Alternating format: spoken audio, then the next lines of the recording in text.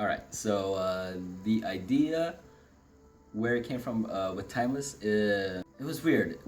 Basically, it was during the time I was working at a hotel, but I was also talking to a couple of my employees that were fond of like the film industry and everything, and me being like engulfed in the film industry, going to movies, watching all these stuff. Like I just really wanted to. I have a passion for it, so I wanted to try to write my own script. And of course, I was thinking of something simple to write, but something, in a sense, complex for the audience to comprehend. So something in the lines of both, just see where my talents lay in the industry. So I came up with the short Timeless. It's basically, I don't want to say it's a romance movie, but it's basically, I guess, a relationship movie where two people are literally pitted against each other with their love stats to, find a way to get back together or reconnect, rekindle themselves by doing the small things that relationships would have, like holding hands or kissing or stuff like that. The little things that you hardly ever notice. But when I was thinking about it, it was in my old apartment, and I think I was just laying down in bed, and I was like talking to my roommate about it. John came to me a while back with this idea. He wanted to do some kind of project involving the story he came up with during one of his work hours, and he said, "I have an idea." And we just started playing off ideas. I think the next day or a couple of days later, we went to a restaurant. We started talking even more about it, and that's when it got really, hyped up. We kind of really stretched out the idea and how we would make it work. And once we did that, we realized we had like about a 40-minute movie. And after a while, John went away. I moved to my new place, he moved to his new place, and he went on to write the script of the movie. And he condensed the movie from a 40-minute movie to a 15-minute movie. And from there on, I went over the script. He came over one day, we went over it, and there were some things that we changed, some things to kind of make it seem as realistic as possible, even though it does have elements of a little cheesiness. There was a lot of crazy ideas. When I read the script, John had initially had a longer backstory to the character of Lisa. He had her with a tumor, who was taking pills for that tumor. And when I read that, I was like, do people take pills for tumors? I don't know. But it just didn't seem appropriate for the movie we're trying to do, especially since we're doing a 15-minute short. Another idea he had was having that her dad was dying at the time also, which I was like, this is turning into something very dark. So we kind of took that out. So essentially, my contribution to the script was just making it more realistic. John, from beginning to end, it's his story, but I just kind of jumped in there, put in a few of my ideas, in terms of like how the ending would work, how certain conflicts will play out by the end of the movie. And given the fact that I'm also doing the music for the movie, it helps me, so by the time we get into post-production, I can actually know what more I could add to the scenes, like the climax or the ending or the beginning or whatever it is, and go from there. Hi, my name is Elise Kelly. Hello, my name is Tony Claire, and I am auditioning for Lisa. My name is Robert Rios, and I am auditioning for Garrett.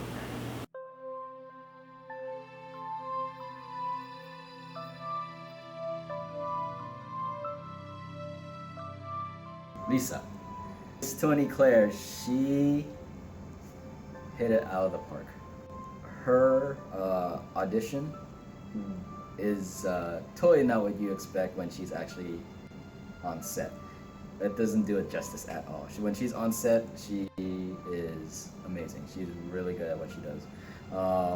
Funny thing is, about I think 4:15, she gave me an email. It was in the afternoon, and usually we were thinking of closing up the audition at 4:30 because we only had a clubhouse till 5 o'clock. She emailed me and she said, "Hey, I'm about 30 minutes out. Do you think it's worth it to come out and even try?" Hi, I'm Tony Claire. I heard about the role on greenroomorlando.com, and I was just interested in getting any kind of experience, so I auditioned for both roles. But I fit Lisa, I think, a little bit more. You know, though it was a long day, I didn't want to neglect her and the fact that she could be a potential, whatever. And I didn't think nothing of it because I thought we already found our Lisa. But she came in and she performed. She was literally the last person, but when she performed, it was phenomenal. There was one scene I think that she had a couple she had to say from the script, and then we had her perform other scenes of the script, and we ended up really liking her performance. There was one scene that was very specific to what Lisa had to do and had to, I guess, give as a character to show two different sides of her in one conversation. She did it perfectly, and I didn't even tell her too much about how we wanted it, you know, presented. She just delivered, and it was amazing. Robert Rios, he blew me out of the park right when he came in. Like, he came in, he was a nice guy, you know, very pleasant. He was kind of quiet. At first I was like, okay, I hope this guy can do it, you know, he can pull it off. Hello everyone, my name is Robert Rios. I'm playing the role of Garrett, filming for Timeless, and I heard about the role because John, the director, gave me a call, told me to come in and audition, and now, here, thank God, I've been blessed with the opportunity to play the role in his vision. But, you know, after being on stage and we gave him the line that he needed to say, and his line was kind of loud, he had to be very verbose. He blew us away. I mean, I was convinced that he was literally like yelling at me in a sense, you know, and you saw his reactions and wow, this guy's really good. And it was kind of like an instant already, like even though it was kind of earlier in the day, it was an instant like this guy's gonna be hard to beat, you know, finding another Robert. And he eventually got the part, you know, and he deserved the part. Elise, she is the most interesting one to cast because when I wrote Elise as a character, I wrote her as a foreign girl who is, you know, kind of flirty and should I talk close? So, you know, like every other country out there but America, they like to, you know, be close and touchy-feely, and you know, that's the character I wrote for Elise, living in America. So of course you get that flirtatiousness, and then you get the funny accent and stuff. So my character, my perfect Elise, would be someone with an accent, very flirty, and you know, it's not afraid to you know, get a little close to, you know, to people. Elise Kelly was phenomenal. She came in and she said to us, I do have an accent if you want me to use it, and I was like, at the time I was kind of giving up on the whole accent thing when I went to the auditions, but I said, you know what, go ahead, do your accent, just try with the accent. If we don't like it, we'll just use your American tone, voice, and whatever. And she did that accent, and I was just like blown away. I was like looking to Andres, I was like, this gotta be like, I was trying not to convey emotion during the audition because you're not supposed to do that. You know, you're just supposed to have a straight face and whatever. But she took the image straight from my script, from my mind, and she put it on camera. And it was an amazing performance. It was great working with her, and I could have never found a better Elise, I think, for my character.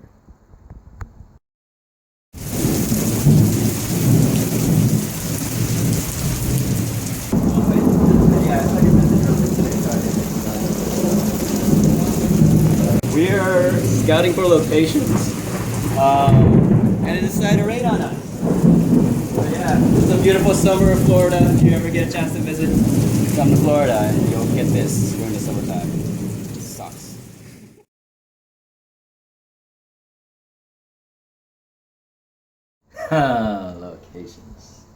Locations. Oh my god. Oh man. Okay. Because it's a short, we're breaking every rule possible, and one of them would be the locations. We have so many locations. I mean, I can't really name all of them on top of my head. We got a bench, we got a school, we got a restaurant, we got a cafe, we got a apartment, we've got a car. We got so many locations. That's already 6 right now, I'm naming. There was a lot of struggle trying to look for different locations. Of course, a major part of the location, the main set, was my apartment. Come closer to day 2 and day 3, that's when we had to really, touch down on where we wanted to go. We contacted a couple bars and a couple restaurants. They either didn't reply back, or they wanted us to pay some amount of money to use their facility for about an hour or 2 hours, and it's going to be portrayed in the movie as less than even a minute. That scene, you know what I mean? It's just like, it doesn't make any sense to pay that much money for a short amount of time. So we decided to settle up for our clubhouse, where I was able to get that reserved for free, and we cheated it in a sense where we had one side to be like a bar and then the other half to be